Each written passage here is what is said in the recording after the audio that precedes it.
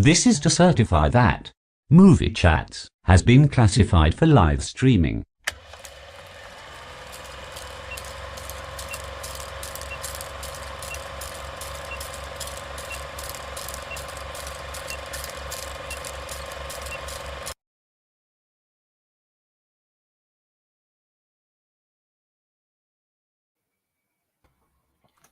Hey guys!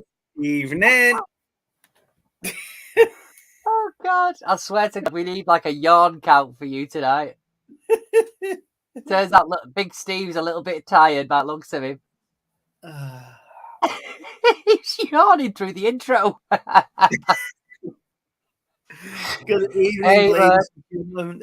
Hello, Caro. Good evening, ladies and gentlemen. Thank you for joining us for another live stream of Movie Chats. This is our weekly stream. Steve, how has your week been, sir? Yeah, it's been too bad. I mean, I was saying before, I've had little man's been back in school the last couple of days. Hey, Sharon, which has been a nice break. Give me some time to watch some stuff. And obviously over the weekend we had all the charity stuff, so that was nice to catch up with people. And it was quite a manic weekend by the looks of it. Yeah, it was good. But you failed and let me down, didn't you? I didn't fail, mate. Mate, he had 15 questions per section, bless him. I know we were there until nearly midnight. The change of the clocks hasn't helped me this week. You know, I'm struggling. My internal body clock is not being good. It's not being good to me. Hey, Sharon, thank you for joining us. Yeah, so my internal body clock's not helping, and you know me. Usually, I'm in bed by 9 o'clock, but because the clocks have changed, I'm now going to sleep around about 8:30. But I'm also getting up at 3:30, 4 o'clock in the morning instead of like 4 in the morning. So yeah, it's playing havoc with me at the moment. Oh, you could have this problem until it goes forward again. It's basically what you're saying. I'll just get used to it, and then it'll change again. Evening, Peter. Hey, buddy. Mate. Thank you for joining us. Yeah. So other than that, how's you've obviously done your video. I'll finish editing it for you. I've done what I said I was going to do. There's a little appearance from Little in there, so it'd be good to see that. Yeah. Hey, Peter. But yeah, it's I had a bit of a panic on though because I did it and it was like an hour long, and it just cut off after an hour, and I was like, "Hey, Cherry," I was like, where's it gone? And because I'd ran out of space on the phone, it wasn't there for a few seconds, and I was panicking that I'd have to do it all again. But then I tried to airdrop it to my iPad, but it weren't. It just took forever, so I literally had to wait until today to be able to edit it because it obviously dropped overnight. Evening, Kathy. Thanks, Kathy. Yeah, so the charity weekend. So I apologise to Neil for not being able to make his stream. That was good. I was looking forward to that. I have watched it back. I think I would have beat you in those questions. I think I would have. They were difficult, mate. Honestly, the first round, I'm thinking this is worse than Laney's. Honestly, I think I would have absolutely mauled. I think I would have beat you. Probably.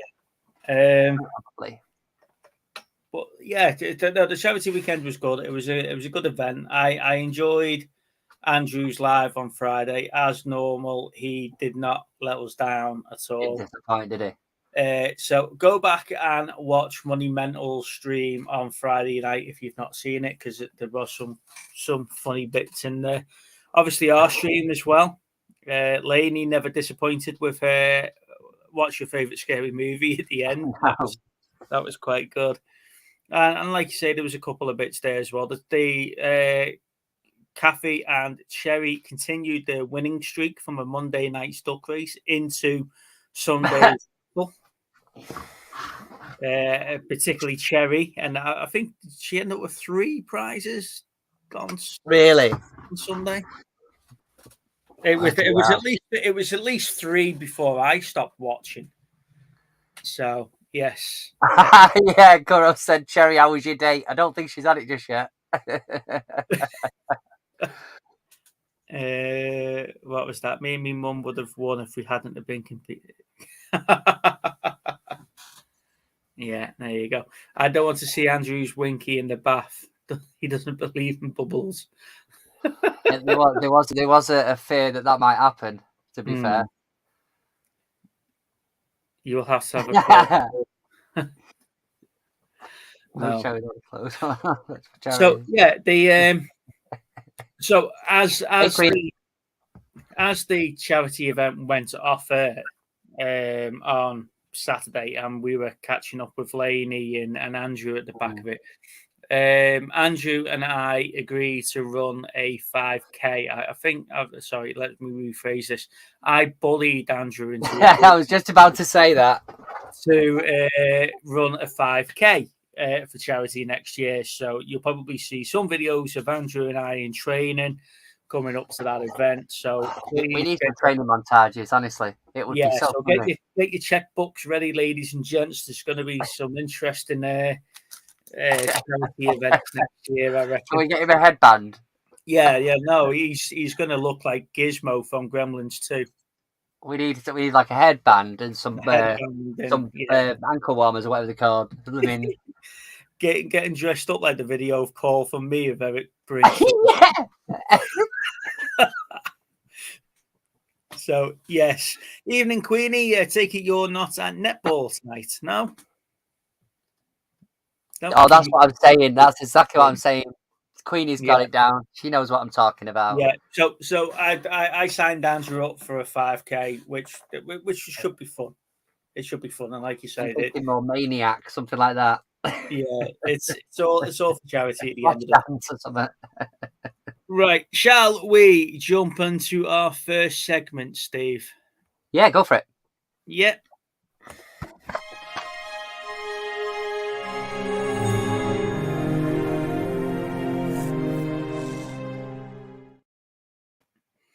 Okay, why don't you and Andrew run to each other and meet in the middle? It's only 20 miles. Yeah, we could do that. Yeah, and then run to the nearest Wetherspoons. So this week's homework was the fantastic movie starring Tom Hanks and Denzel Washington of Philadelphia. Yeah. I say fantastic. It's a very somber movie, to say the least. However, there is some really good high parts of the film as well. It does hit home and hit your heartstrings. Parts of the film. Steve, I know that you've watched the film. We were talking beforehand. So, chat, please leave your comments in there now about Philadelphia. I hope you have watched it and you can join in the conversation. I did think it was an interesting. Well, I say it's an interesting take. It was one of the first films to really tackle that. 100%. For the latest run of films like It's a Sin and programs like It's a Sin and stuff like that nowadays, it was a big blockbuster movie in its time. And I think Denzel Washington was absolutely brilliant in his role. I think Tom Hanks was awesome in his role. It was nice to see him sort of deteriorate as the film was going, but he sort of knew it was happening, and it didn't sort of let him get him down. And yeah. I mean, the thing is that he'd by the time we got into the movie, he'd accepted that this is the situation, wasn't it?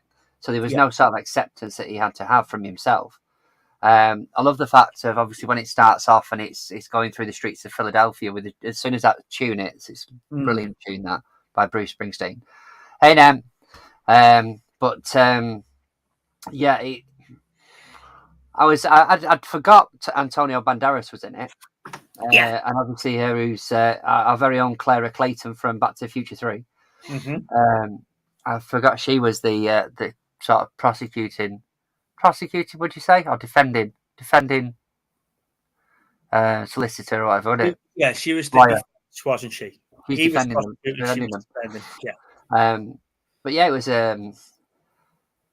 it wasn't as hard of a watch as I thought it was when I originally watched it. I enjoy it. It's good to see how sort of Denzel Washington's character evolves through the Yeah, movie. from that very sheepish, he's touched me pen, he's touched me crisps, he's touched me desk. It's basically the same. I mean, you're talking the movie's 1993, so that would have been probably, I think it's a year after Freddie Mercury died. Maybe I think that was 92 or 91. So it was quite a relevant thing at the time, wasn't it? So when you say that it wasn't as hard of a watch as you remember, do you think because we've had shows like It's a Sin? Oh God, yeah, 100%. That we're sort of now normalized to these things happening. Yeah, 100%. Yeah, that sort of event. Well, I said to you last week, because I've not watched it in about 15 years, really. I said to you last week, oh God, that's going to be a good one to watch, because last time I remember watching it, it just proper down. But it's. I think it'll be sort of more hard hitting at the time, if that makes sense. Yeah. But yeah, as ever, Tom Hanks knocked it out of the park, didn't he? And Denzel Washington. I don't know if I can find a bad Denzel Washington movie, to be fair. I think the Time Bell. Taking pics. No, 91, yeah, it was. Yeah. Yeah, I think the scene for me that you knew he never had long to go was when they just finished the party and he was explaining the opera. And you could see him then sort of knowing I'm coming to an end. That's why he wasn't worried about the questions. That's why he wasn't. What was Lana saying? I don't think it was sad because you knew it was going to happen, and they didn't show him die. Yeah.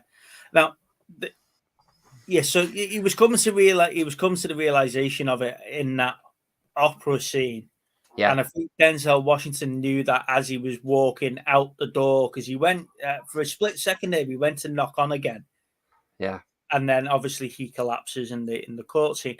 Like I say, it's been a decade since I've seen that film. I loved the soundtrack, and I listen to Philadelphia, Streets of Philadelphia quite often. And Lana says, "Oh, this is where it's from the film." His death for me, they didn't show it on Twitter. They said it's time for me to go, so it's assisted. Yeah. It's assisted. But then you've got that 5 to 10 minutes afterwards. It's probably not as necessary, is it? No, not. And I don't know if that's by today's standards that you're expecting it to go dark once he says, right, it's time for me to go. Yeah, exactly. So this has, to a degree, this has a natural ending. Yeah. So this has an ending instead of it being, well, did he die? Didn't he die? I mean, obviously he looked like he was dying. It was none of that. It's literally a case of they are there for his wake. The video that they're watching at the end is a bit, well, it's just him playing as a kid. But the only thing that I wasn't a massive fan of is really sort of when they're in court and they're reading out the verdicts. It didn't exactly destroy the company, did it? It literally they had like 4 million or whatever to pay out, but there was no sort of repercussions to them really after that. But again, in '93. £100,000 in damages, 200,000 and something else, and 4.3 million in sort of whatever it was. Was it back pay of 100 grand, 200 grand for something else, and £4 million in damages? Yeah, 4.1 million or something for the rest of it. £4 million in '93 is a lot of money. It was a lot of money by today's standards, but it must have been a hell of a lot of money back then. Coro saying here he always thought that Philadelphia was about age, but in the extras he said it was more about the discrimination against gay people. What do you think? I think, to be fair, yeah, I was going to watch the extras, and I never got around to watching them today because I think Denzel Washington makes a very good point in court over that. Yeah, because he asked them outright, doesn't he? he goes in hard on one of the witnesses or one of the people giving testimony, and he goes in hard saying, "Are you gay? No, are you a fudge packet? No, are you ass bandit? No." And he goes in, and it makes it sound like he's flipping sides here, and then he goes, "Let's cut to the chase. It's not because he had AIDS; it's because he's gay." Yeah. And he makes a very clear point in that. But the trial's been going on for a couple of days at this point. And Yeah. it's not going anywhere. And then he flips and it goes on. I think it was a really, obviously, and then when they questioned him about the woman getting AIDS, and she said, "But that wasn't her fault." Yeah, that was totally not her fault. That happened to her. I feel for her, but that happened to her. Sort of like she'd been given it not knowingly. Yeah. Yep. Didn't take long. No. Do you know what? We've had a couple of weeks without them, haven't we? I've missed him. I wondered where he's been. But yeah, so they do make a very good, valid point on that. On the gay thing. Yeah. Because which again, it was massive back then. It was back then. It was growing, wasn't it? In sort of acknowledgement, I think. And it was definitely part of the defense as well, that they knew that he didn't disclose the fact he wasn't. He was putting the company at risk by going to this club and the Sailors Club and cinema. It was the cinema, wasn't it? They were talking about that was the focus of the defense, was the cinema scene. I think it was a really good film. I do enjoy it. Like I say, the ending sort of, for me, took the focus away from what it was. It was a bit too... Yeah, I'd say so, Neil, as well, to be fair. I think so. I mean, he had some big hits between sort of end of 80s to start of the 90s, but this was one of his more serious roles, wasn't it? And it went from sort of being the big kid, or, I think it was Forrest Gump after this, wasn't it? Just after. I think it was just after this. Yeah. But that was definitely sort of he could play a serious role, if you like. But no, and I know I said this most weeks, but if you haven't seen it, go and find a copy of this film and go and watch it and put yourself back in the 90s and see about living through when they were first getting this particular thing. And like you said, they were talking about the gay killer and stuff like that, and the gay cancer and stuff like that. That's what they called it, weren't they? Yeah. They don't know how they call it or how it's transmitted or anything like that. And like I said, we've had several series now over the last decade that have expanded on this.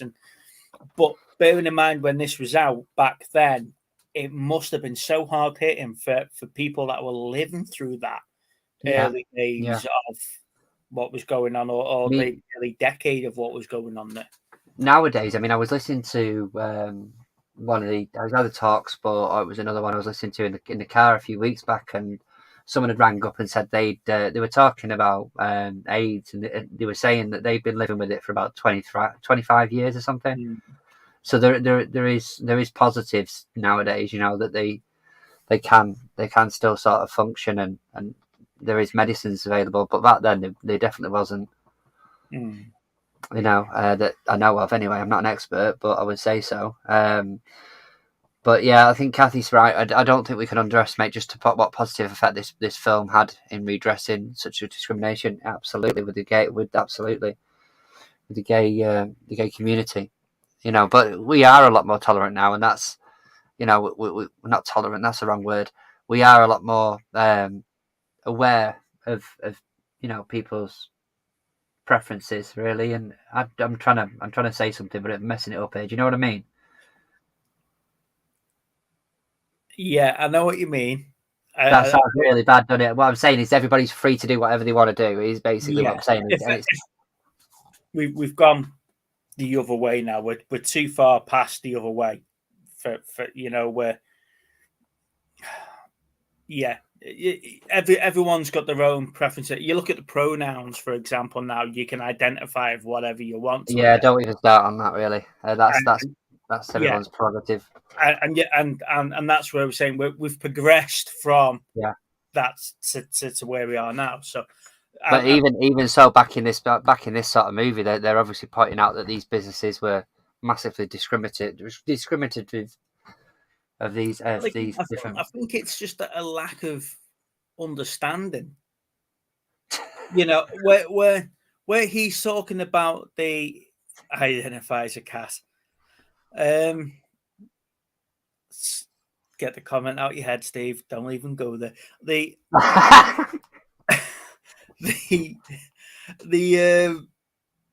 It's like the scene when he's in court and he's explaining and he's telling the story about them being in the Navy, and he says, there was a couple of blokes like that, but we beat it out of them.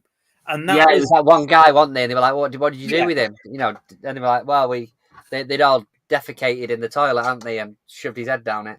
Yeah, and they beat it out of him and stuff. And I think that's the mentality back then, and thankfully it has evolved over the last couple of decades, but it has took time for it to do that. And it is films like that, and Kathy's right, there is films like that out there that attack these things head on quite early on. Yeah. But I don't think modern day TV helps it in any particular way. That it's still a vocal point, and I don't think the diversity and inclusion sort of thing that we're going on TV about now. I'm talking about shows, and I'll mention it. Red Dwarf, yeah. 4 characters, 4 men on a spaceship, 2 black, 2 white. Race and sex never come into it. No. But now you've got to have a black man, a white man, a gay man, a trans person, I get it. I mean, there is everyone's identified as something, but I don't think we need to do that. If we have progressed as a society, it should just be the norm, is what you're saying, basically. Why are we drawing attention to my character's this, or my character should be that, or I don't think we need to do that now. But the thing is that going back to the movie side of it, obviously that back then it was a lot more hard hitting, which is what we're saying about how what I was saying about the sort of watching it in within decades of watching it previously. For me, it's a movie now that I understand a lot more about it. Do you know what I mean? Whereas back then when I first watched it, I was like, what the hell's going on here? And I mean, I did get upset at the end because obviously, he passed and stuff, but well, you don't see him pass, but when he says it's time, I'm ready, but back then it was such a dark movie to watch because it was something that I wasn't familiar with, if that makes sense. Yeah. No, I definitely enjoy the film. It's definitely good acting.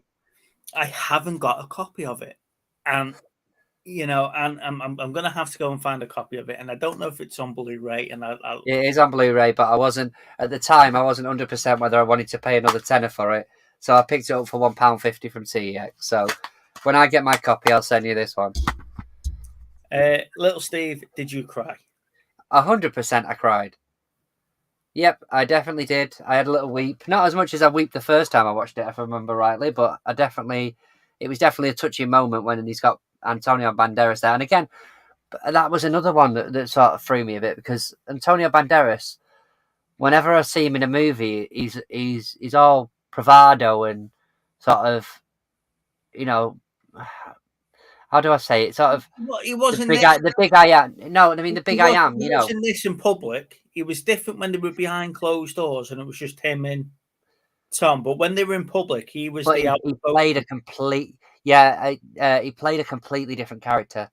Yeah, and that I enjoyed his performance in it. To be honest with you, it was quite heartwarming. Now, have you seen Clerks 3 yet?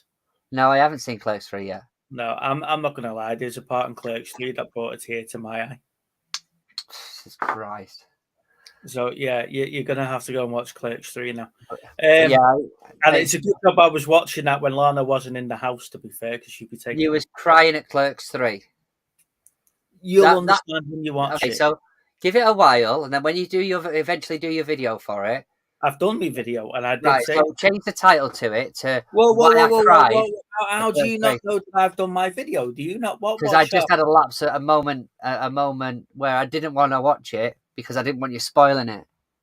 I don't spoil it. I don't talk about it much. I remember you bringing it out because I know what the front of it looks like. The thumbnail.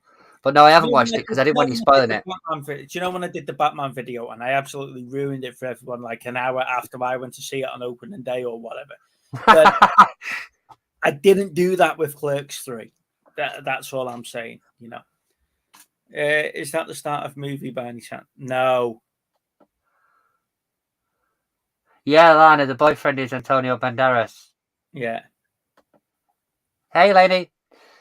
Yeah, and like I say, I completely forgot he was in it. And then obviously when I saw her who plays Clara Clayton in Back to the Future 3, I was like, I know what you mean. I know what you mean, Carl. Yes, it was. It was, yeah. Right, anyway, before we get onto the lovey-dovey, soppy stuff and Steve starts talking about his love for chick flicks, let's move on, shall we? Ooh. What? Go on, no, say it. Go on, you carry on. You carry on.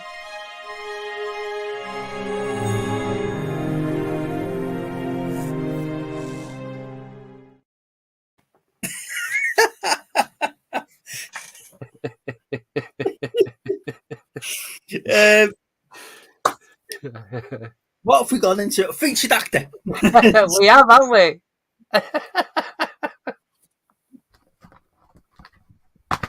Sorry, you guys can't see what happens when we put the VT on. You don't see the abuse he gives me while we're waiting for the VT to come. And it's dead funny because I can see the countdown on the VT and I know Steve can't, so I'm just waiting for him to get caught out one of these days. That's what I'm laughing about. Right, so our featured actor or actress in this particular case is Rachel Weisz. That's right. Born 7th of March 1970, so the beautiful lady is 52 years of age. She's currently with Daniel Craig, and they met on the set of Dreamhouse. Yes, and they went from there. Now, when I was looking back at the catalogue and stuff like that, so I can see what film she's been in. She's been in a lot of like 2s and 3s of stuff. So I don't know if it's just like she's taken over from like another actress or something like that and continuation of film roles, etc.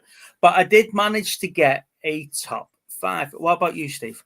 Yeah, I managed to get a top 5. I realised that there's a few of the movies I hadn't seen, so I couldn't really obviously put them down, but the ones that I've seen, I've put down. But yeah, she's not. I'm not going to sit here and say she's my favourite actress because she does me head in. To be fair, I don't know what it is about her, but there's a couple of performances that I thought were good, but yeah, she just doesn't do it for me really, if I'm honest. So, do you think she's more of a try-hard? Do you think it's more of the films, the type of film she's been in? When you look, maybe that's what it is. Maybe it seems like she's overacting in some cases. I don't know. I mean, I'm sure she don't fucking like me either. But to be fair, it comes to something where Black Widow's not even in my mentions. It's not in my top 5. But the thing is that with Black Widow, I don't think she was bad in that. I thought she was quite good in that, to be honest. I don't know whether it's maybe her earlier stuff, but you'll see when I go through my list. Really, what I've picked out. To be fair, go on then, mate. You start off.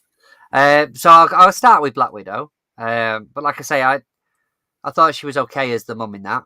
Then I've got the Mummy. Again, I don't rave the Mummy. I don't rave about the Mummy as much as other people do. I think they're okay movies. I think Brendan Fraser's a good actor. I think that's more of a Brendan Fraser film than he's definitely the starring role in a. Because in the later ones, she gets more of a role, doesn't she? Really? Yeah, he's the starring role in a lackluster cast, really. Yeah. John Hannah doesn't really get a say in The Mummy either, does he? Yeah. He's probably the most well-known actor at that particular time in that cast. Then I've got Constantine. Mm-hmm. I've got the Oz the Great and Powerful, which I quite enjoyed her in. Mm-hmm. And then I think the one that I like the most really is The Favourite, where she's in that time period. There is one that she was in that I don't remember, which is Chain Reaction. So obviously I remember the film Chain Reaction with Keanu Reeves and Morgan Freeman, but I don't remember her being in it. Was she the girlfriend to Keanu Reeves? You would think so, wouldn't you? Yeah. But again, it's very early 90s type of film, wasn't it, really? Yeah. So my mentions, let's start off with my mentions. The Mummy, Runaway Jury, what a film that was. That's good. The Whistleblower, Mercy, and About a Boy, but I can't remember about a Boy, but I can remember enjoying the film. The film's good, but it's also got a really good good song in it by Badly Drawn Boy. About a Boy, funnily enough. I think if I remember right, the song's called. But yeah, it's a good movie. But again, it was one of those where I mean, I'm guessing she played the mum, but I don't remember her in it. So I fell in that trap here of me enjoying a film, but I can't remember her performance. So I fell in. Here we go. So that's my point. That's my point about this particular actress. You know what I mean? If I'm watching a movie with Angelina Jolie and I know she's in it, I could tell you she's in it. You know, or I'm watching, I don't know, another good one. So Rachel McAdams, something like that. Yeah, so let's go through my top 5. Okay, so in no particular order. Actually, no, let's do this, right? So I've got Chain Reaction, okay? Yeah. I've got The Lovely Bones, okay? Will you remember who she was then in Chain Reaction now? No, I just enjoy the film. So this is the problem that I've got, right? So I love the performance in Dreamhouse. I think that was quite good. I loved it in Enemy of the Gates. That's an awesome war film. If you haven't seen it, go and watch Enemy of the Gates. It's about the Russians in Stalingrad and fending off the Germans during the invasion there, World War II. But it's about two snipers. It focuses on the two snipers, one Russian, one German. And it's absolutely brilliant. Jude Law, Rob Perlman, great cast. Ed Harris, brilliant cast. Go and watch Enemy of the Gates and Constantine. But to me, I can't remember it. Apart from those roles in like The Mummy and Enemy of the Gate and stuff like that, it's only recently now that I can picture what she's been in. Black Widow, and I can't remember her in any. You know, the Chain Reaction, The Lovely, but I can't remember her performances. But I know I love the films. Hey, Rich, this is what I'm saying to you. I mean, she gets roles in, and like Neil said there, she gets roles in good movies. She has done. To be fair, not many of hers will be straight to DVD roles that she's been in, but. It's just that she doesn't really leave an impression. But who did we review the other week and we said this, that there were more secondary roles? Yeah, I forget now. But I know exactly what you mean. But like I say, I don't know if it's just because for me she's sort of overacted a little bit maybe in some of the earlier movies that she was in. I weren't buying her characters. They were all sort of the same generic things, but then in the later ones, like I say, The Favourite and like I even enjoyed the Oz the Great and Powerful. To be fair, no, I haven't seen that. She was good in that, and like I said, but Black Widow, I can definitely she's good as the mum in that. But the earlier movies, I'm not massively keen on. No. Okay, no. So what are we doing? We are going to go and do the wheel. Okie dokie. Okay, so I'm just checking. Yes, it is off. Okay.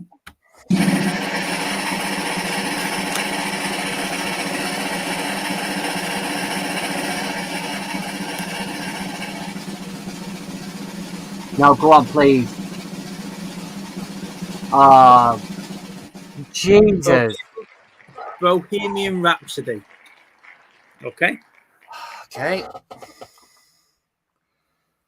You sound as joyful as I am with that film. Because I watched it the other week again. Right. And the Have you ever seen it, though? Yes, I have seen it. And to be honest with you, I did enjoy it. It wasn't what I thought it was going to be honest. Because I thought it was going to be one of these Nancy Pantsy musicals like Rocket Man, for example. Well, Sharon's put that was good little thing. What was good? I love it. Go ahead! Nick Cage! Yes! Cage. That's just saved the show. That's just saved the show.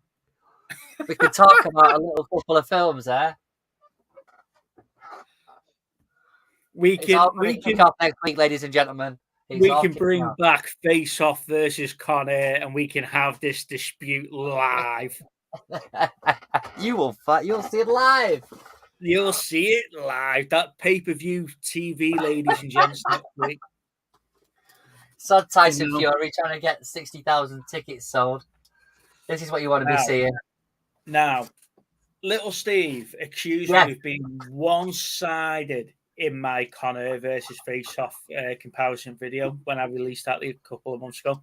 He's now got his opportunity to put his arguments live over here and tell me what I'm wrong. There we go. That's what we're watching, Steve. Come on. Yeah, Bohemian Rhapsody.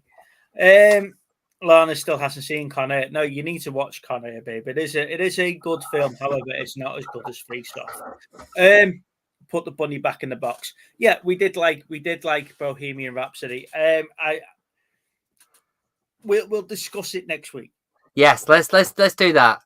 Yeah, let's discuss it next week. But like I say, Nick Cage, he just rescued. You know what's the irony though? The irony. It was just on Philadelphia, and we're now following it up with Bohemian Rhapsody. Yeah. Right. While Steve's contemplating the meaning of life and the universe and everything in between, let's move on.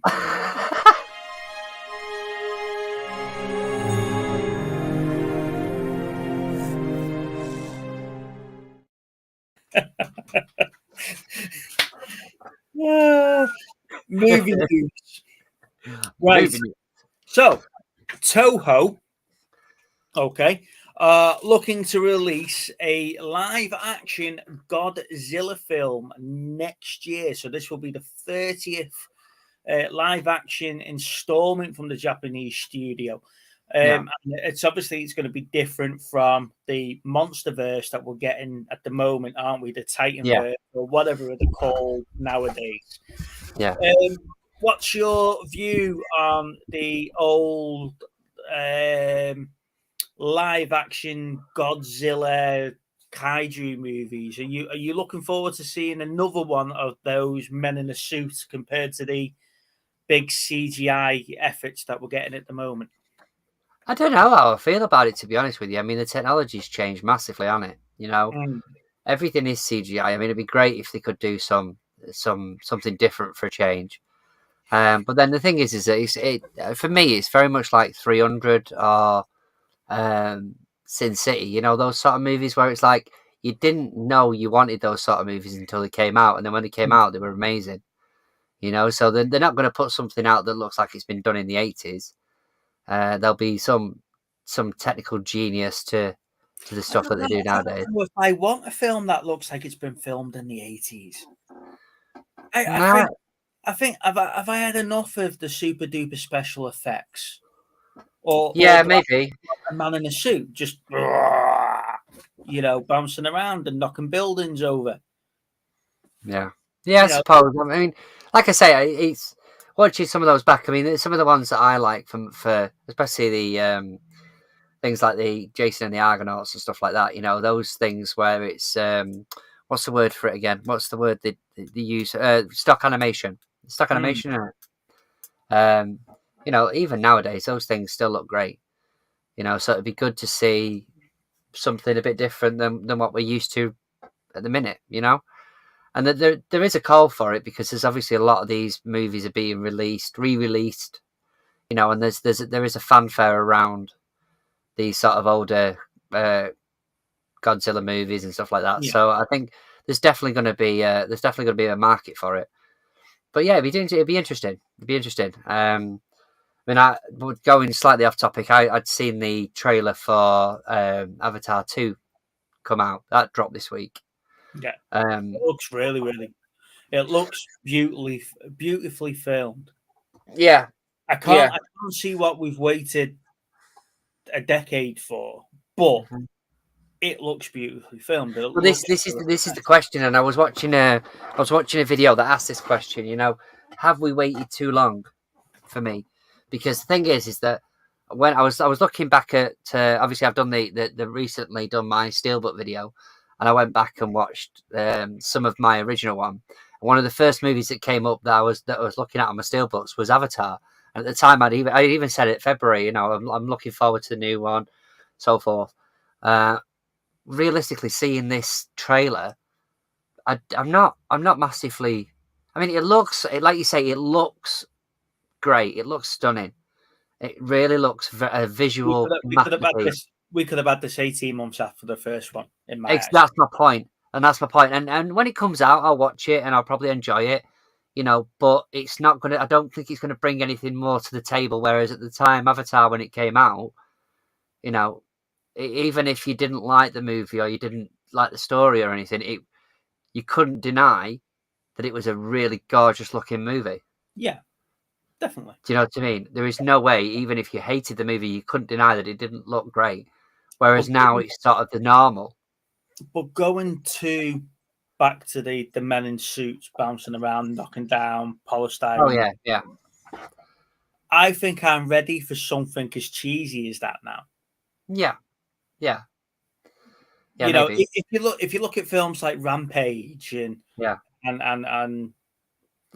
lower budget, I can't use the phrase lower budget because it wasn't a low budget film, but it was that type of film that we should have got. Monsters knocking buildings down and whatever. If they were going by what the game was, you were swinging off buildings, mashing, stuff like that. But I think that's what we need. We need something that's a bit more down to earth, and not everything's going to be a half a billion pounds worth of CGI. There's no need for that. No. I mean, I think I'd be looking forward to a bit of normal sort of silly movie action with a good story. See, one of the things with that is and I'm hoping they sort of correct it, is one of the biggest bugbears about sort of the latest generation of Godzilla movies really is that you don't see a lot of them. I don't mean the movies themselves. I'm talking about Godzilla actually in the movie. The actual star of the films. Yeah. I think, was it the 90s one that was like literally got about an hour in before you saw him? That was the Matthew Broderick one, wasn't it? Yeah, I think so. Yeah, it was the original. It was the original from our generation Godzilla. But that was good for building suspense. You didn't see the size of the monster. You just saw the havoc he caused. You didn't see the size. It's not like Cloverfield where you don't see him at all, but then you see him for 30 seconds afterwards, and all you see is legs. But to me, the Matthew Broderick Godzilla, I think, got that right. 98 it was. I'm just trying to think what the sort of runtime was. So I don't remember it being an absolutely massively long film. No. But I think they got, Evening Peter, I think they got that right, though, in that Matthew Broderick film. Because it was more to do with the devastation of what it was causing more than the actual monster. Yeah, but that's the thing, is that if you go into a Godzilla movie, you want to see Godzilla. The suspense is going to the cinemas. It's not sitting there for an hour waiting for Godzilla to turn up. But then I think what they've done in the latest Godzilla, then Skull Island, then King of the Monsters, etc. Yeah, I think we get too much of the monsters. Yeah, maybe. You're not going to please everybody, are you? But for me, No, I'd like to you're see not. these things from the get-go. But then if you've got the live action Godzillas was more right. There's a couple of blokes running around. New monster. All of a sudden, Godzilla comes in, but then the humans get taken away from the storyline. It's them fighting the monsters. You've got the monster fights, you know, and then it focuses around them. In the modern day sort of films, that it's too much of the humans trying to get the power for themselves, and it's almost like the monsters. Predominantly talking about the Kong movies, though, there really with a lot of that. Well, it's still the same thing. Yeah. That this universe, it's Godzilla, King of the Monsters, is exactly the same with Monarch trying to harness the power of the monsters and stuff like that. The next one, talking about good stories, The Equalizer. Yes. Yes, Equalizer 3. What do you think the biggest news coming from set on that film has been this week? I don't know. I mean, I would be pleasantly surprised. I'm looking forward to another Denzel. Could it be Denzel Washington is bringing back a really good role? Could it be it's got a really good storyline? No, it's not. It's the fact that 120 grams of cocaine has been confiscated from 3 members of the cast, from the crew, from the film. And they've stopped production this week while they investigate. Bloody hell. So, yes, 3 crew members happened to sneak 120 grams of cocaine onto the movie set and got caught by security. Wow. So, does that tell me what type of film Equalizer 3 is? That they would rather be off the fucking tits than actually making the film? As I've just said to you, I am yet to find a bad Denzel movie. So yeah, maybe it's God's sake, honestly. He's Charlie Sheen in the movie, yeah, Neil, probably is. Moving swiftly on, congratulations to James Gunn for becoming the new boss at DC this week. He's celebrating by reading the latest line of Superman comics, and his first line of action was to bring Henry Cavill back in to talk about Raval bringing back Superman on a bigger scale, not just in cameos. So Man of Steel 2. Yes. Now, Henry's reportedly to say he's delighted that this has happened. He's a big fan of James Gunn, and he's looking forward to bringing Superman back. It also means the fact that he's no longer going to be involved in The Witcher season 4. He's being replaced by Liam. He's being replaced by Liam Hemsworth, and this is all coming out in the same week. So it's like it's starting to roll for him. Cavill's already come out and he's already come out. He's also come out and said about the latest state of the Bond films and his pursuit of being James Bond. He said he was very close in getting it before Daniel Craig at Casino Royale. He's interested in doing it again. However, he's a little bit busy at the moment, so therefore he's not likely to take a role if he was offered it. The thing is that the producers of Bond, or the executives, have said that they want to have somebody in there that's going to fulfill a certain period of time. Mm-hmm. So they would have to commit to 10, 15 years worth of production. Yeah. And he's that's busy what he's probably not going to be able to do. Yeah, he's busy at the moment, and that's why he's not looking at doing that. So yeah, I'm looking forward to seeing what Gunn does with DC. If they build it on the backs of Shazam and Black Adam, that type of movie, and then give us 3 or 4 standalone movies, and then give us one big one like the Avengers did. And build that up. I think DC just jumped straight in, ready-made universe. Everybody knows him, and it just sort of collapsed badly around themselves.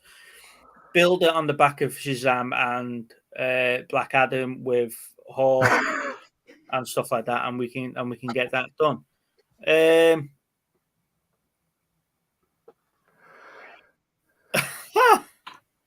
Sherry's high on something there. She must have got confiscated that 120 grams of coke.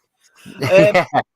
I have read somewhere that they've announced the new James Bond, said Joanna. I don't know if I've heard it. I haven't seen it being announced. I've seen that they've announced it's down to a couple of people now.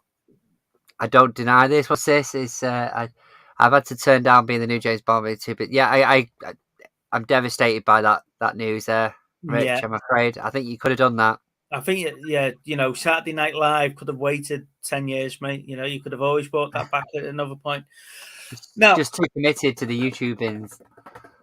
Now, we were talking the other day about the increase in sequels after the first one, say, a couple of decades later. Ben Stiller and Vince Vaughn have been toying with the idea of a sequel of Dodgeball 2. Wow. Now, Ben Stiller is in two minds. He says it'll be really, really good. They've got a really good idea to bring both him and Vince back. They've got a compelling storyline of how they can do it. But obviously, with the flop of Zoolander 2, then he's in two minds about doing Dodgeball. He says he's in awe of people loving Dodgeball for what it is. Yeah. But he wants to ruin the original film with I don't think he would. With a sequel. I don't think he would. I'd be quite happy to see another Dodgeball. When Zoolander 2 was announced, I wasn't exactly blown away because I didn't really get on with the first one. But Dodgeball, I really enjoy. So I'd be happy to see them. Even them two just working together again in another capacity would be fine. But yeah, I don't know. I don't look at it and go, oh, it's terrible. It's ruined the first one. I go, well, I enjoy the first one, but the second one's crap.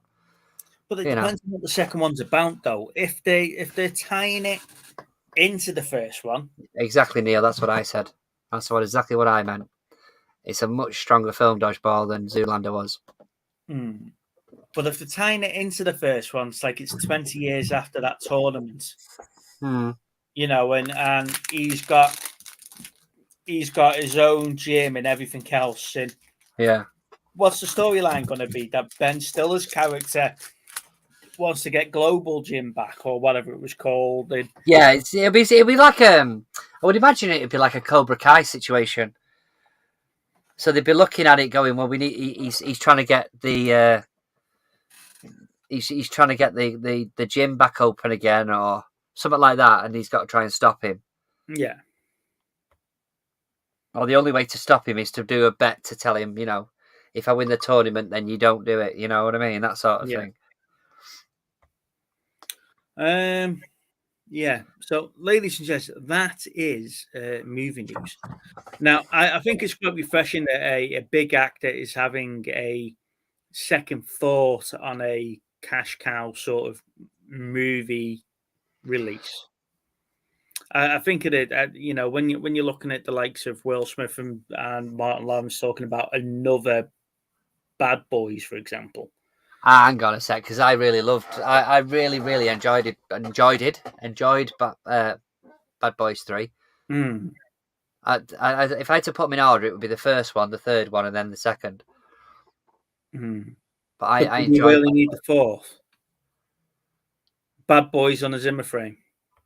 I don't know. I just enjoy them as an action movie. It's the same reason why if I turned on, Fast and Furious as an example, at least one of the 20 different sequels, I enjoy it for what it is. It's an action movie.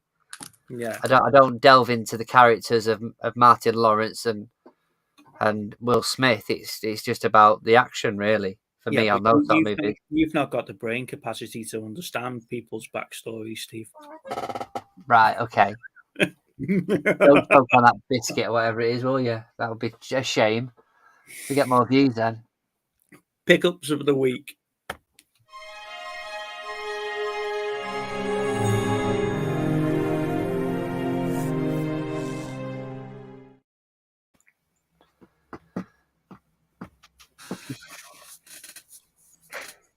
So we started with me then, are we?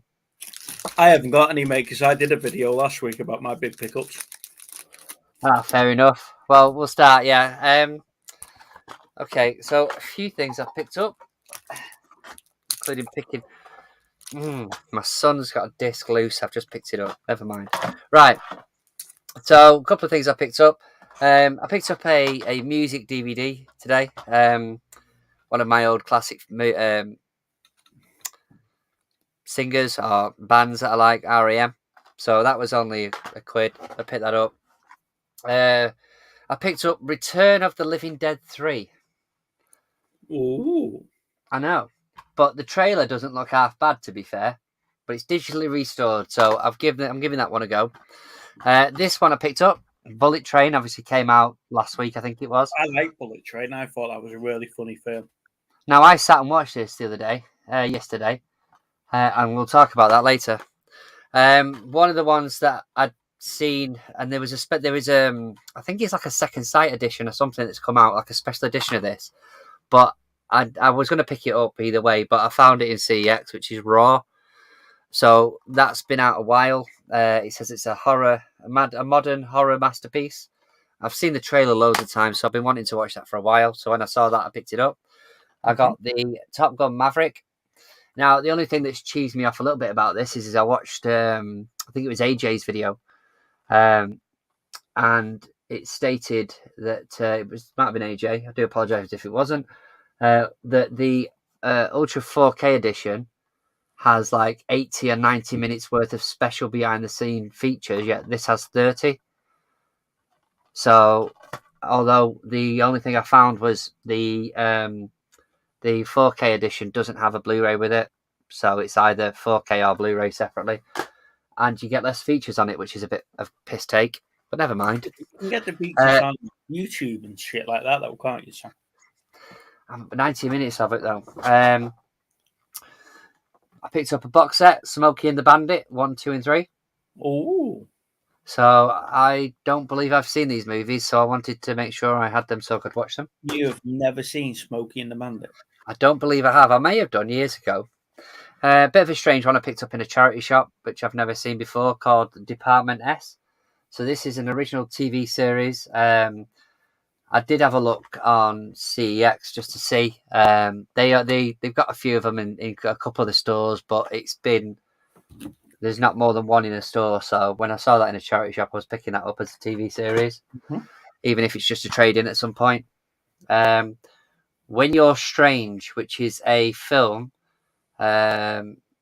which is narrated by Johnny Depp about the Doors. So that's another one that's a bit rare. I've never seen this before. But this is 2010. So Johnny Depp narrating it about the Doors, so I'll pick that one up. Under Siege 1 and 2. I haven't seen these in about 20 years. Now, I enjoy Under Siege. Under Siege 2 was a bit far-fetched for me. I ain't seen them in about 20 years. So I'll pick them bad boys up. And I did recently pick up this, which I think I got from a charity shop nice and cheap, which is Death Race 2. However, I walked into CEX and they had the Death Race trilogy. So I now have all three of them. I was missing number 3, so I'll get rid of 1 and 2. I have seen them recently. I enjoyed them. I enjoyed the Jason Statham ones. The 2 and 3 were really an interesting take on how Frankenstein become Frankenstein. Yeah. I remember, like I said, I remember watching 1 and 2. I'm not sure if that might be new. I'm not sure. I'll show it anyway. But I don't know if I got it last week or not. But I got Hostel 1, 2, and 3. I'm not sure if I just popped them up there. But other than that, really, there was only a couple of bits. I got some figures. I got a little Yoda. He's got in my little collection at the top. I got I think it's one of those ones you pull apart, but I got a Darth Vader just to sit up there. And a little Kylo Ren. They were 3 for £2, I think it was. However, I spotted something at the charity shop above the toys, and I said to her, I said, "How much is this?" And she said, "Well, it's part of the toy bundle. It's part of the toys, so it's 3 for £2 or whatever." So, all right, okay. I said, "Well, I've already picked 3." She was like, "Oh, well, you can have this anyway then if you want." But it's a 2000 Pokemon little hold all. Yeah. So year 2000 on it, quite good condition. It's quite nice actually, but year 2000, and I got it for free, so I can't complain with that. But that's pretty much it this week, I think. See, you're just trying to copy my Star Wars collection over there. No, not exactly. No, I don't go out on my way to copy your Star Wars collection. Oh, I bet you do. Oh, well, you've caught me out. Oh no. So I don't know if you watched my my pickups video, or it wasn't pickups video really. It was parcels from Peter Eblin. Peter did me a really good deal on some stuff. Yeah. The Star Trek stuff, and the highlight for me, and I did mention this in the video, is the little tricorder. Yeah, you did show us that. I do love this. Now, it does actually work, but I need to put batteries in it. Peter did show me it working. So between that and the communicator, I just now need to get a little phaser. And then when I get my phaser, I'll get my uniform. And then I can proper geek out over Star Trek. Then we can finally get to a Comic-Con. Is that what you're saying? I am slowly building it up. You know, I am getting your outfit. Yeah. Other than that, like I say, I did get Donald that you've seen here, and I did get me little Prime Pop. That's there. Oh, actually, I've got little characters around. Anyways, the little characters are worth absolutely sod all. But yeah, they're all building up. But they're not worth sod all. The worth sod all to anybody else, but the worth. Yeah, that's true. Yeah. That's the whole point of collection, Steve, isn't it? It's you're getting what's worth to you. But yeah, I've got some good stuff. I need to do a bit of sorting out in here, really. To be fair. Yes, sorry. Yeah, Peter. Oh God, yeah. It's because I'd put the Blu-rays on top. So I got a parcel yesterday from Big Steve with a little note on it. As I was actually on the phone to him, it was like fate that he rang me. But he'd sent me through the Batman stuff for me to put up, which was really nice. And then obviously I received the steelbook that was it Peter that had sent it to you for me. Yeah. So thank you so much, Peter. I really appreciate it. But actually, I'd said to Steve, I've actually got the game downstairs. So I'm going to put the PlayStation 4 Spider-Man game into that. And then I'll put it with the Spider-Man steelbooks that I've got. So I really appreciate that. So thank you very much. It might annoy me that I'll then have an empty PlayStation 4 case, but it'll look so much better in that. Now. Oh, God. Did you have to mention it? Did you really have to mention it, Rich? Richard. But thank you, Peter. I really appreciate it, buddy. Why did you mention it? Why? It's awesome, isn't it? It's all. If you get past the fact that it doesn't actually follow the storyline of the games, then it is absolutely awesome, you know. And unfortunately, my co-host, that side, hasn't got a clue about anything about it. I saw all my props in it. No, you see, you still need to send me this pistol. You know, I'm going to get one 3D printed. What the fuck? I can't get it off. What are you doing here now? I don't know. Yes, the Halo series is really, really good, Caro. Now, if you're a fan of the games and you like... You do it on purpose now, lad. Seriously. If you're a fan of the games and you like the Betaverse, which is like the Halo books and stuff, they sort of take snippets of the game and take snippets of the books, and they've smashed their own stories together. it is a good, compelling story. It hits the ground running quite well, and it keeps. There is a couple of bits of things that they've done with John that I don't agree with, but it's a really good series. It's definitely worth giving it a watch. Might see if I can get a used Master Chief helmet. Yeah, I was looking at one. There's a game shop in Birkenhead, and they were still in one, but they wanted quite a lot of money for it. But I think that would look cool. A Halo Master Chief helmet somewhere up there on the shelf with the rest of my helmets. Yeah. And then I host a show with a helmet as well. Don't I, Steve? Terrible. Absolutely terrible. Right. Right, there we go. Links in the chat.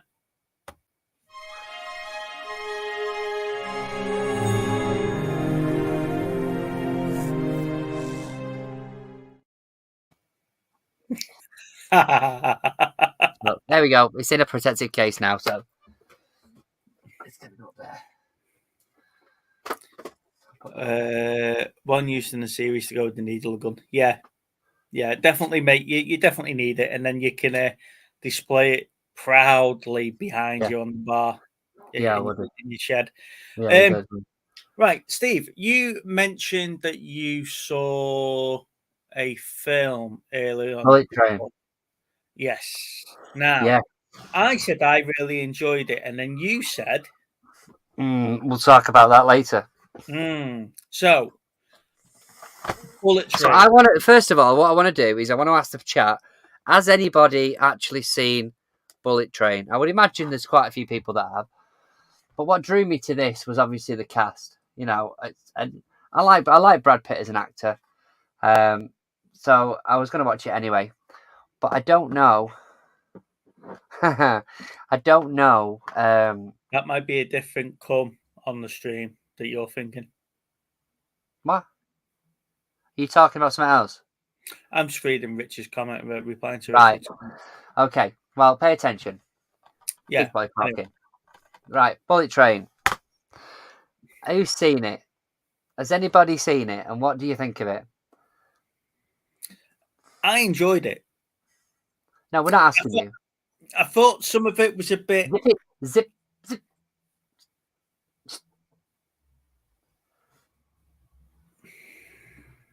Has anybody seen it? I thought some of it was very lackadaisy, but yes, I have seen it and I enjoyed it. Helen.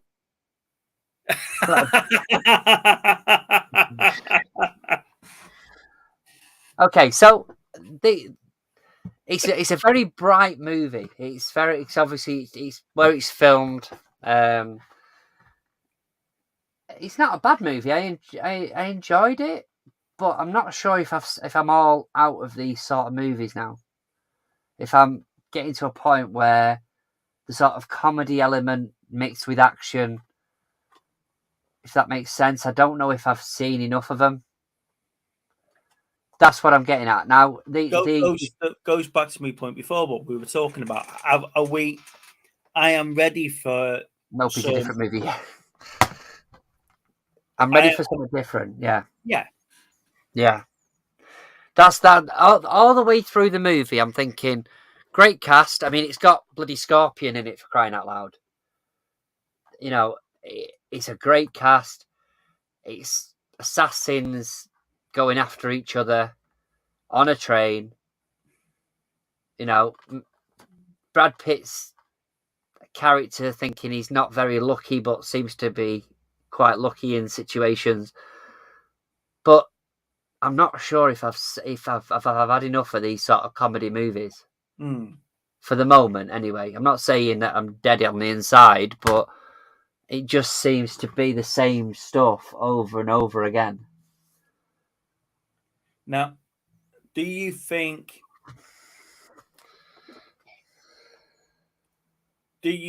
films like how do I put this? Do you think films like Deadpool has caused us to say we need an element of humor with action. Yeah, 100%.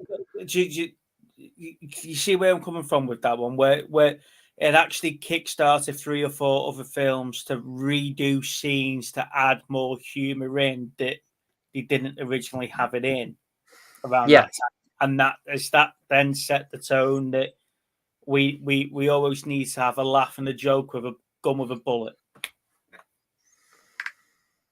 Yeah.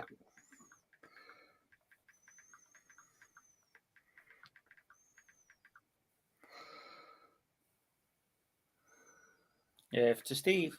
Yeah, just give me a second.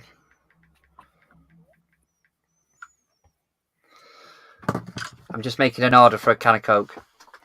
Not coming onto the stream. Oh, that's fair enough. I'm waiting for my tea. You're always waiting for your tea. It's annoying, really, because I've watched loads this week. Oh, bless you. Well, if you chuck your tea down your throat and manage to jump on, then no worries. But yeah, this is what I'm saying. Like, I enjoyed it as a movie, but I just sort of looking all the way through it. I'm going, have I seen? It felt like I've seen this stuff before.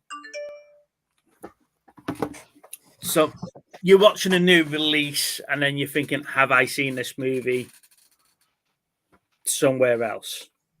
Yeah. I mean, like I say, it's not a bad movie, and if you turn your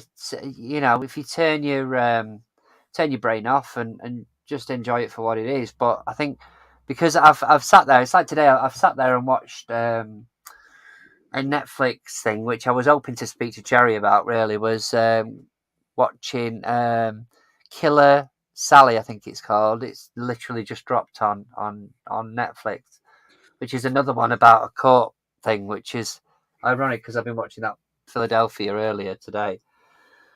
But like, as action films go, it seems to be that we're stuck in a rut with them. They seem to be the same thing. They have to be action and they have to be comedy. You're saying there that you've watched the latest Court series or Killer Bunny Boiler series or whatever. Yeah. Now, she's ordered pizza. We're actually contemplating letting our Netflix subscription go this month. Cancelling it because this is kind of Coke. No, she's obviously ordered a can of Coke, even though I've got about 5,000 of them, with a pizza. So I'm going to be eating in a minute, Cherry. So I enjoy that one. So we're actually looking at letting our Netflix subscription go this month because all it is the latest Bunny Boiler series or latest court case series or there's no good movies being released on Netflix. There's no new movies being released on Netflix. And if there is anything good, I can get it on here, and stream it to the Xbox. So to me, I think this is a rut that we're in. Generally, I don't think there's anything new out there. What was the film that I saw? Did you see that? Mike from Did You See That review? Was it Octa Games, which is the same as Squid Games? It's an American version of Squid Games. Okay. What's that? Octa Games, he said. Octa. Let me find it now. I'll have a look at that. I mean, but like I say, I'm not averse to it. There's a good budget in this movie, and Sandra Bullock makes a nice appearance in this. She's like the comms woman. Thank you. Thank you. Yeah, I don't need that though. Just like a Bueno or something would have done. I don't want to eat chocolate in case you need it. That's the point. The Coke's fine though. If I've got a pizza, love, it's fine. The Octo Games, it's called. Yeah. 8 contestants compete in 8 deadly classic children's games. They seek fame beyond their wildest dreams, competing for the chance to take over YouTube channel for the famous yet exclusive masked YouTuber known as Jax Pro. Okay. So yeah, it's just an American version of the Squid Games. It's slightly twisted. And you haven't even tried to hide that by calling it Octo Games.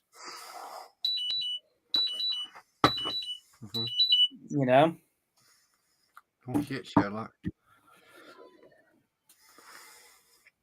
But yeah, I think that's where we are in general, mate. Like I say, there's nothing on Netflix. Like I've watched all the Gundam series. I've watched all 8 of them. I've watched all the Baku and manga series that I want to watch. Yeah. There isn't anything new coming out that's worth catching that I can't get on the phone at some point. You know. Mm. I mean, it's up to you. I still enjoy the stuff that's on there, but I know exactly what you're saying. But I'm constantly looking for new stuff to watch on there, and there isn't a lot being chucked out really, apart from, like you say, these docudramas or, you know. I mean, this particular situation that I was watching, this new one that's come out, it's about, again, it's a story I've never heard of. But like in 1995, this bodybuilder of a wife kills the bodybuilder of her husband. So Tam's saying here now that he wants to see an 80s Arnie style type of movie with a load of violence and new action stuff. And then Richard's talking about Scott Adkins. Now, I've mentioned Scott Adkins a few times. For me, he should be the new Batman. I think he'd be brilliant at Batman. I don't think he'd be great at Bond, but I think he'd be brilliant as a Batman. But some of his stuff on there is just brutal, you know. And go and watch some of the Scott Adkins stuff. There, he's been in some really shit films as sort of like a behind the stage or second behind the main actor martial artist, but now he's starting to build up as the main star there. Some of the Undisputed movies he was in, 2, 3, 4 of them. Go and watch Scott Adkins stuff. They're brilliant. But we are struggling in the way that, you know, that these big action stars are not coming through anymore. The stars from other arenas coming into movies. Yeah. You know, and the big stars. And I think it's the problem now with sports entertainment. That phrase, sports entertainment. No one's just a sportsman. No one's just an actor. No one's just the everything. And Logan Paul and stuff like that now. The KSI, the YouTubers that have become sportsmen. Yeah, well, I mean, at the age that I am, my boxing career is not going to kick off now. So, you know, I don't think I'm going down that route. I think you're safe for the moment. That none of us are actually doing, unless you go trampolining professionally. I think we're going to be on YouTube for a little bit longer. There's no money in professional trampolining. Yeah, I don't think. I never took it seriously enough. No, I saw it. I mean, I've not seen House of Dragons yet, but I saw a thing the other day. Was going on about basically the House of Dragons is Shrek, and I'm not sure how they were going on about it, and I'm not sure how true that is, but it looked quite convincing. I loved House of Dragons. I think that's really good. But then again, I love Game of Thrones as well. And when you understand what you're watching and you understand the history and whatever, and you understand references to Game of Thrones and what the dagger is and stuff like that, it is really, really good. I can understand people Crown Jewels tomorrow, isn't it? Yeah, I can understand why people don't like it. I don't like the way that they changed the actresses that played the two main female parts. The actress that played the princess, she was 21, 22 when she was playing the 13-year-old. You could have aged her a little bit more, but the two replacement actresses look nothing like the original actresses. And you're not going to get like the mum to play them or whatever, but you know what I mean? There was no real need for that. And the fact it took a decade for the king to die, he was on his deathbed in one episode, and then he's 10 years later he's still there. I've read the note that that Richard saying yes, he has done Scott's done a load of shite, but he's done some really underrated movies too. He has. He's done some brilliant films, and this is what I'm saying. I'd like to see him in a mainstream movie, a big blockbuster, like Frank Gallo, for example. He started off quite low, and then look at him now.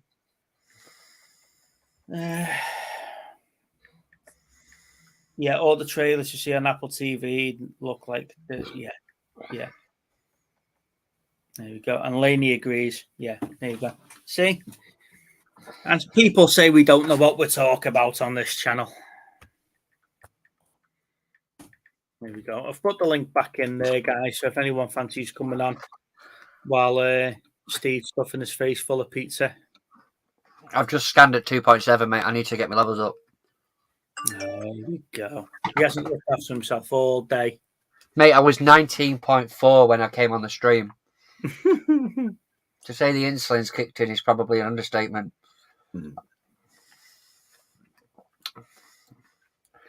But she'll be running up and down the stairs now. Okay, hold on. Oh yeah, cheers, love.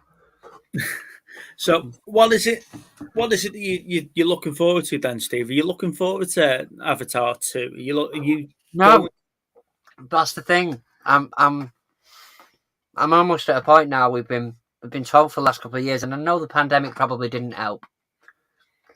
But you know, it's one of those situations where I think I'm done waiting for it. I'm sure when the movie comes out again, it's not even this year; it's next year, isn't it? Mm-hmm. You know, when it eventually does come out, the hype will be built up, and I might feel a bit differently towards it. But at this precise moment in time, I don't know. And the other thing, not spoiler alert, really, but you know, when I saw the trailer, it sort of looks like, and again, it might be one of those things where they're giving something away, but it looks like his missus dies in it. Yeah. And I'm not saying that's true because I don't know, but the way, if you watch the trailer makes it look that way. Hey. Hello. So I can't be 100%, but you know, if it is, then it's one of those situations where it's the trailer giving too much away again. Yeah. Yeah. But is it the trailer saying, "Look, we've evolved, and now we've got a kid in the mix"?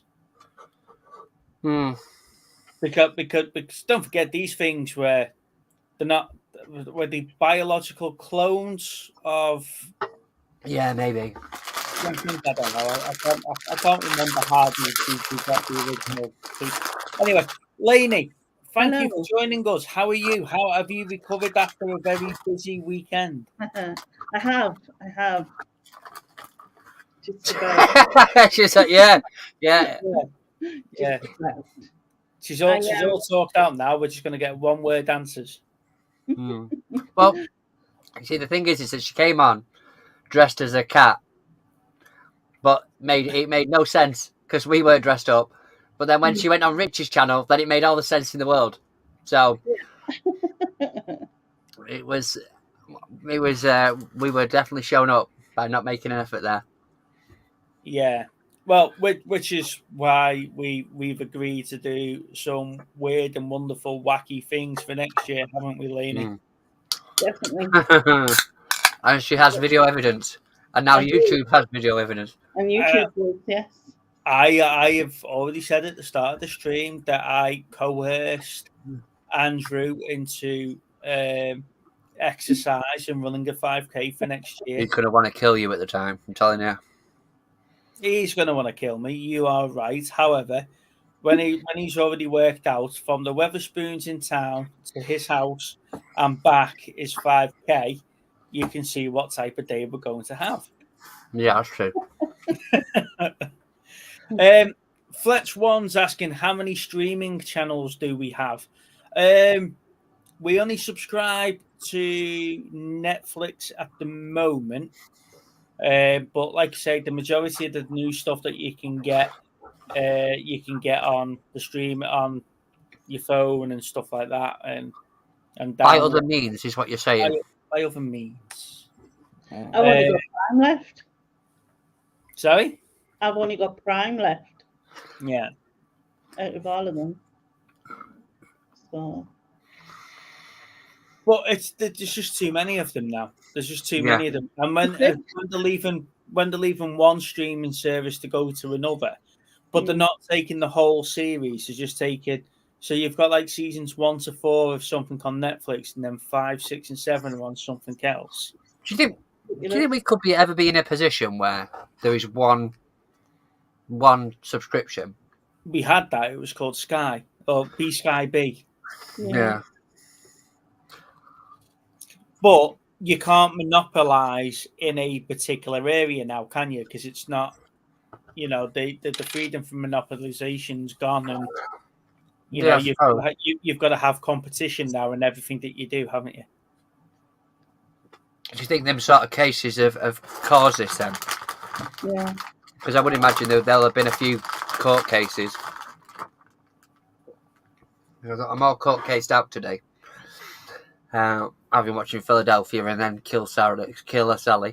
But no, I was thinking that because the thing is that for me, it's difficult to keep up with sometimes because there's that many of them.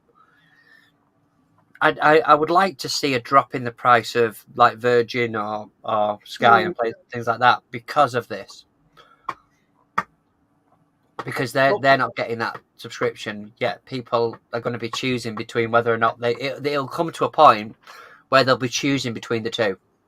But when you get the likes of Paramount Plus 3 on Sky now, yeah, because there's the Paramount, because Paramount have got no other way of getting Paramount Plus into this country apart from backing on the back of somebody else. Yeah, then what's the point in having Paramount Plus? But it's an American thing. HBO Max is another one. When are we going to get HBO Max over here? Yeah. And at what state is HBO Max going to be in by the time we get that? Because they're not releasing. I'm not seeing many releases going to HBO Max. No, there's been a few during lockdowns. There was a few. The Kong films and stuff like that. They went to HBO Max. I haven't seen any new releases going direct to HBO Max.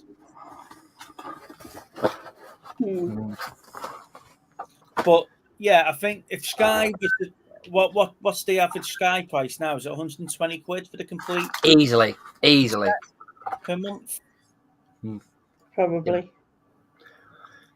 Yeah, I mean our Virgin is below 100 quid, but it's not a million miles off. But I mean the thing is that for me, I got the movies for free by accident, but I predominantly have it because of the football.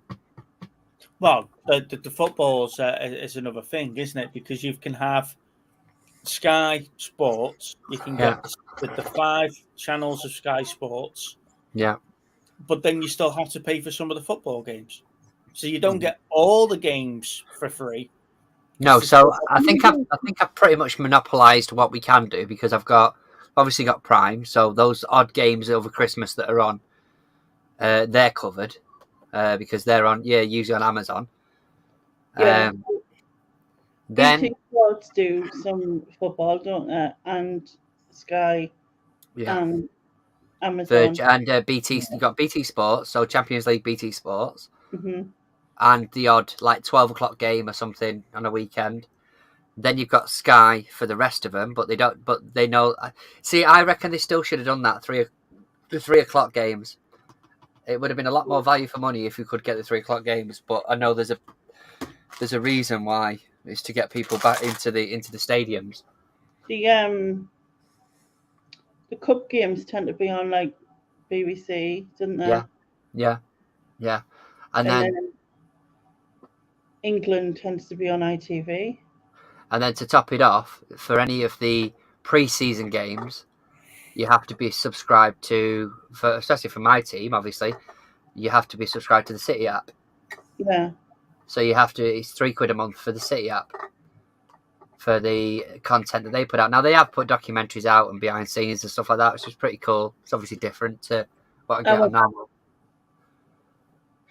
We have this thing up here. Well, it's in Durham actually, I think, and it's called Psycho, and it's one of them where you go around and get scared. You know, like people. Oh yeah. And all that. So our footballers went round it. So funny. Really? Hilariously funny.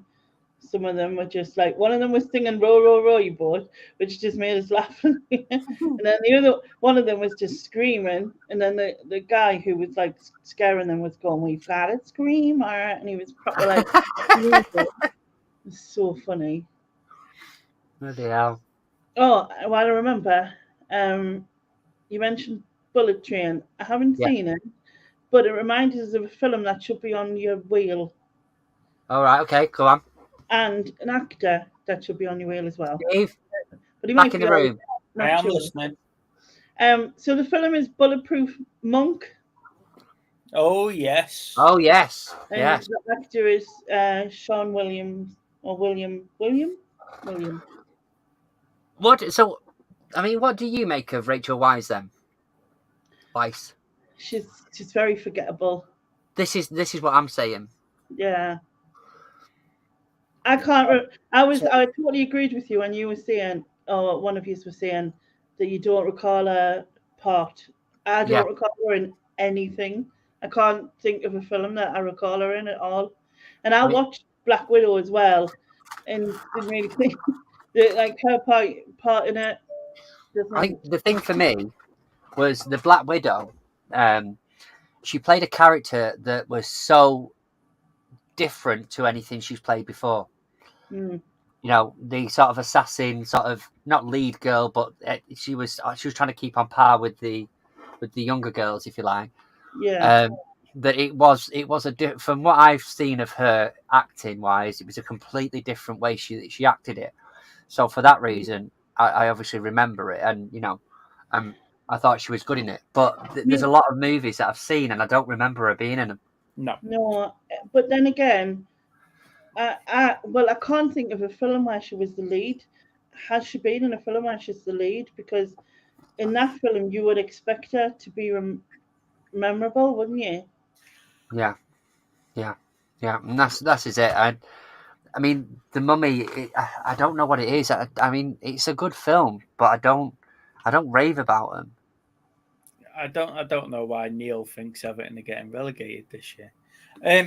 Just going back, just going back to the Sky subscription. Did little Steve tell you about his win on Channel 9? Yes, he did. And I've watched the quiz back, and I think I would have beat Steve. What did I tell you would see? I did say this, didn't I? Yeah. Yeah, we all. That's literally the only reason I managed to win it. You're not there, are you? Well, thank you for inviting me, Neil. You've got to be in it to win it, haven't you? Really? But mate, honestly, I'm stacked up with Now albums. Do you know what I mean? Because if there's anybody that knows about Now albums, it's him. And it wasn't about Now albums. So, no. Bloody pets. So, Sky subscriptions. Going back to that for a second, and we'll jump back onto Rachel Weisz in a minute. The new costing brackets for Netflix is going to be £7, £10.99, and £15.99 for the Premier package. Yeah, so that's the one with no adverts. Watch as much as you want. Get multiple things. If you get Netflix through Sky, I remember Samurai Pizza Cats. I loved that. I love that them cartoon. Oh, it's about three samurai cats that deliver pizza. It's absolutely fucking brilliant. It's awesome. Right, so £7 a month, £11 a month, and £16 a month, right? For Netflix separately. If you were to get Netflix through your Sky subscription, it'll be £4, £8, and £12 respectively. So you're saving £4 a month. Yeah. Right. So that's a saving of £71.82 over an 18-month subscription. So you must have to sign up to Netflix for 18 months through Sky Yeah. to get the cheaper prices. Oh yeah, because it's guaranteed, isn't it? Yeah, so you're paying £120 a month for full Sky. You get Paramount Plus, and then you pay extra for Netflix at a discounted price. So why don't they just put all the content from Netflix on Sky? There we go. 4.2. We're back up. Anyway, going back to what we were saying before, that I can't remember who the actor was that we were talking about the other day that has similar problems. You know, we were talking about somebody that I really enjoy films that they're in, but I can't remember them being in the film. And she's one of these actresses. Yeah. The only standout one for me Was it like Rutger Haver or whatever he was called? It might have been. Okay. Yeah, it might have He been. was one of those background actors, wasn't it? But the only one that jumps to mind when I think about it is Enemy at the Gates. Yeah.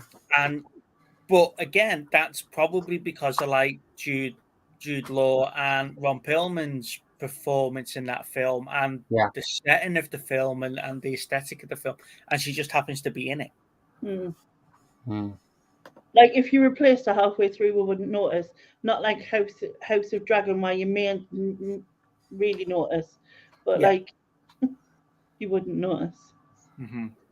Yeah. This is my point at the minute, Kathy, is that you're looking at these things, and obviously with something like Sky or Virgin, they will have you on a contract for X amount of time.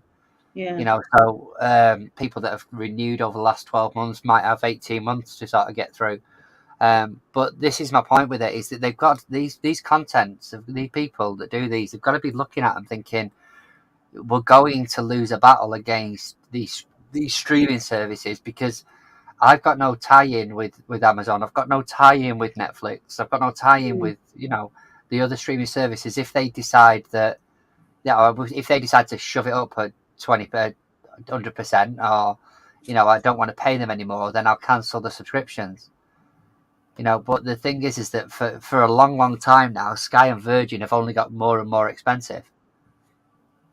But you've got to, if you're weighing up between paying £100 a month for Sky or Virgin, or paying an extra £100 to £150 a month for your gas and electric bills, you're going to choose the other one, aren't you?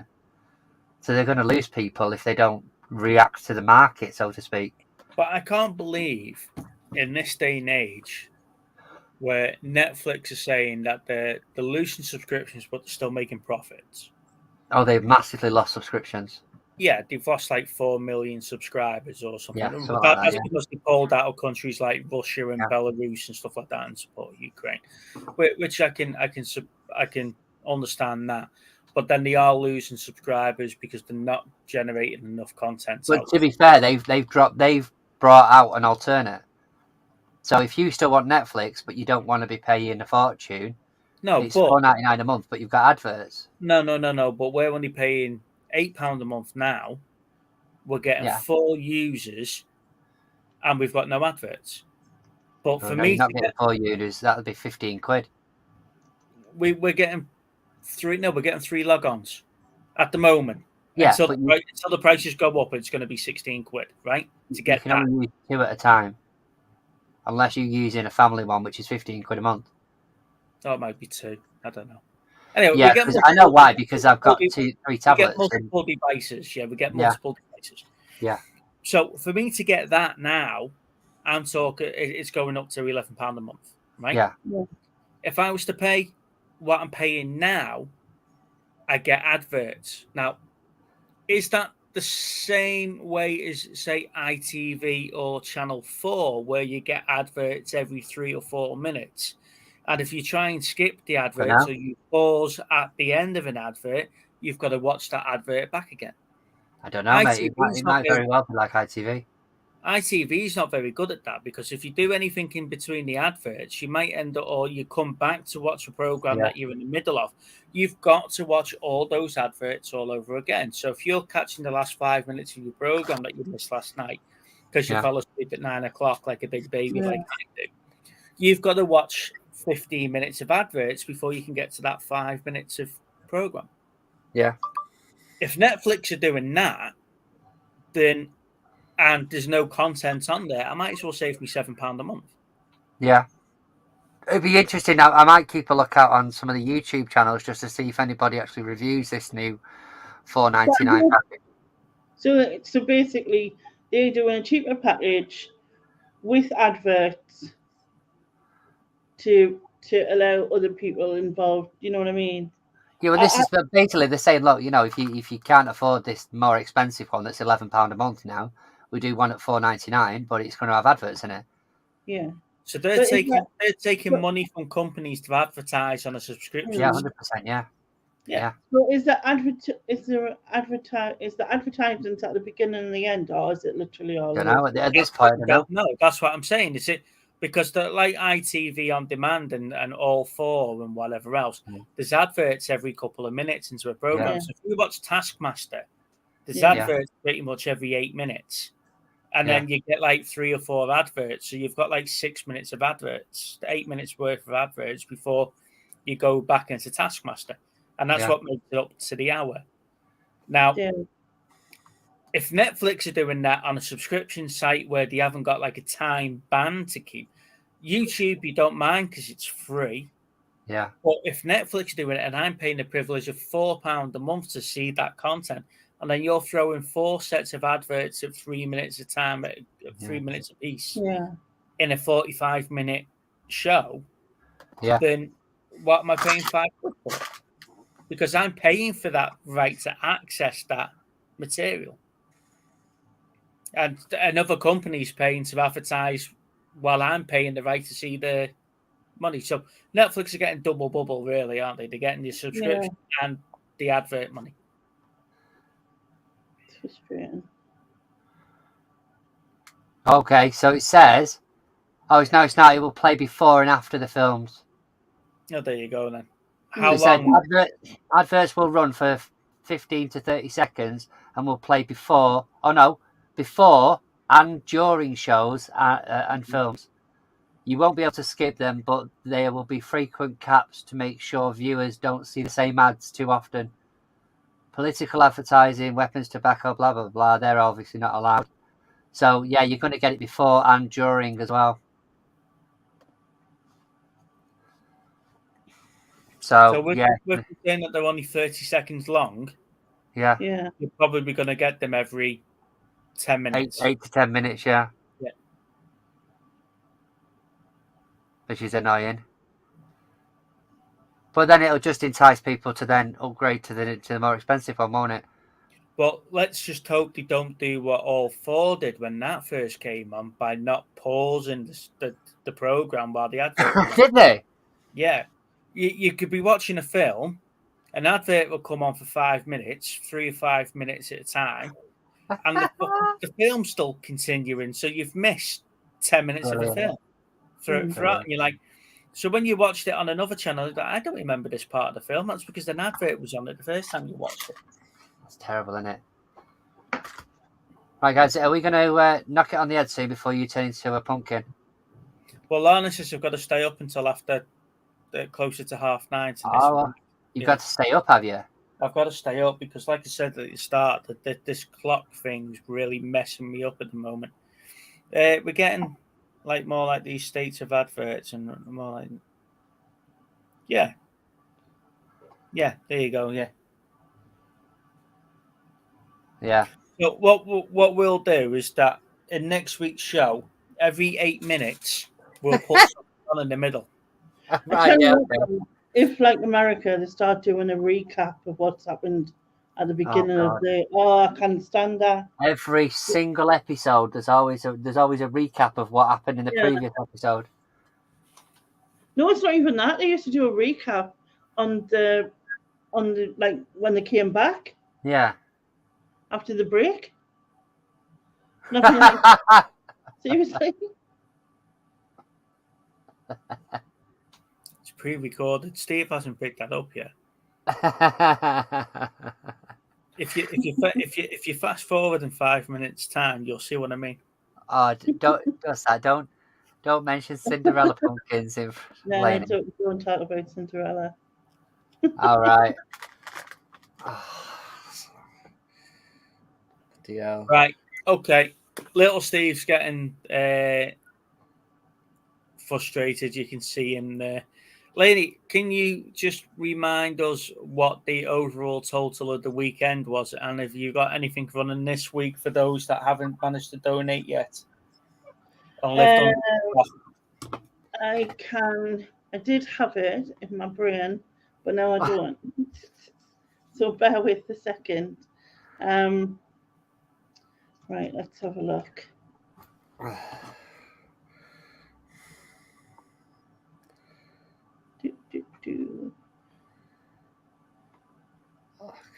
Oh, 3 seconds, maybe 5 seconds. I'm intrigued now why Neil's asking, do we know Samurai Pizza Cats? Because it was one of the questions. Oh, is it? It was one of the things that popped up. And I was like, what the hell is that? Oh, Samurai Pizza Cats. It was brilliant. It was 3 cats. And the bad guy, they had to deliver pizzas, but while they were fighting bad guys, and if I remember, the bad guys were like crows and stuff like that. It was an awesome cartoon, definitely worth a watch. Go back and watch Samurai Pizza Cats. Why does it put What was the theme tune? Samurai. Was that Batman you were singing then? Samurai Pizza Cats. Oh yeah. Samurai Really? Pizza Cats. Yeah. And the other cartoon that I really enjoyed was SWAT Cats. And not many people remember SWAT Cats either. Not many people recognise bloody Samurai. How much? Hell. What are you looking at now? I was looking at the DVD box set. It's from America. It's £32.68p plus £16.70 postage for the complete English language TV series. So I'm guessing it wasn't originally English. It was on. Was it on? It wasn't on Saturday morning TV. It was on like after school TV before the mainstream cartoons came on. 2,600 and wow, £82.50. Wow. There you go. They're both closed now. But yeah, that's madness, isn't it? Night, Pete. Brilliant. Rob, you've just joined us just as we're going, mate. I hope you're well, Rob.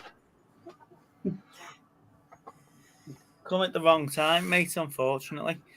Right, ladies and gents, as we say, we'll bring it to a close there. So thank you for joining us for another week of Movie Chats. Next week, we'll be looking at... It's going off next week. It's going off. Did you Next put my week, we'll on the wheel? I will put them on I'll put them on the wheel for you, yes. We are looking at Nicolas Cage, and we have got Bohemian Rhapsody as the homework movie. I know Little Steve's looking forward to Bohemian Rhapsody again. Nick Cage is going to be a nightmare in the respect of his movies. I'm telling you now, it'll be a top 10. Yeah, we'll probably just sack the rest of the segments off for next week and just concentrate on featured actor.